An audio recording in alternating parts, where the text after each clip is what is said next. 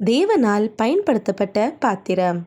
அவர் இயேசு கிறிஸ்து பெருகவும் நான் சிறுகவும் வேண்டும். யோவான் 3:30. தலைப்பு: தீய சக்திகளை தகர்த்தெறியுங்கள். இன்றைய மிஷனரி டைட்ரிச் போன்ஹோபர்.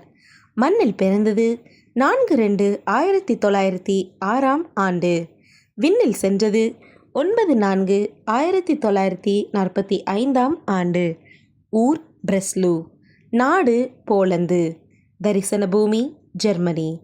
ஹிட்லரை பற்றி கேள்விப்பட்டிருக்கிறீர்களா? வரலாற்று பாடப்புத்தகத்தில் படித்திருக்கக்கூடும். கொடுங்கோலன் இவன். ஒரே சமயத்தில் 6 லட்சம் யூதர்களை ஈவு இரக்கமின்றி கொன்று குவித்தவன். நாசிச கொள்கைகளை வலியுறுத்தி மக்களை நாசம் செய்தவன். டைட்ரிச் போன்ஹோபர் ஹிட்லர் அரசாண்ட ஜெர்மனி தேசத்தில் பிரெஸ்லு எனும் நகரில் பிறந்தவர்.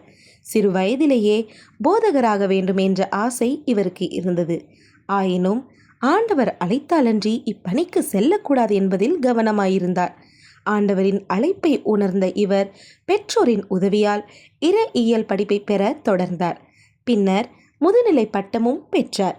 தாம் படித்த கல்லூரியிலேயே ஆசிரியரானார். அப்பொழுது பரவி வந்த நாசிச கொள்கைகளை குறித்து ஆழமாக சிந்தித்தார். மக்களை தவறாக வழிநடத்தும் இப்போதனைகளை முறியடிக்க தீரம் கொண்டார். நியோமுல்லர், மார்க்ஸ் என்பவர்களுடன் இணைந்து அக்கொள்கைகளை எதிர்த்தார். 1933 வருடத்திலிருந்து 1935 வருடம் வரை லண்டனில் ஜெர்மன் மொழி சபைகளின் போதகராக செயல்பட்ட இவர் தன் தாய்நாடாகிய ஜெர்மனி விரும்பினார். பல புத்தகங்களை எழுதி மக்களை விழிப்புணர்வின் பாதையிலே வழிநடத்தினார். 2ஆம் உலகப் போர் நடந்து கொண்டிருந்த நேரம் அது. ஹிட்லரின் சதிகளை முறியடிக்க மக்களை திரட்டினார். இதனால் இவர் பெருந்துன்பத்துக்கு உள்ளானார். மறைவாக தங்கியிருந்து கிறிஸ்துவின் தொண்டர்களை பலப்படுத்தினார்.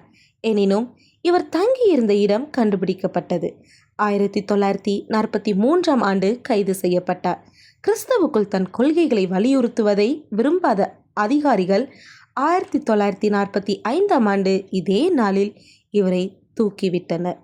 எனினும் இவர் பற்ற வைத்த சிந்தனைகள் இன்றும் எரிந்து கொண்டிருக்கின்றன. அன்பரே, தீய சக்திகளுக்கு எதிராக உங்களின் குரல் என்ன? வாழ்விலிருந்து வாழ்வுக்கு. தேவனோடு ரகசியமாய் நடக்க கற்றுக்கொண்டவன் தனது துன்பங்களை விளம்பரம் செய்வதில்லை.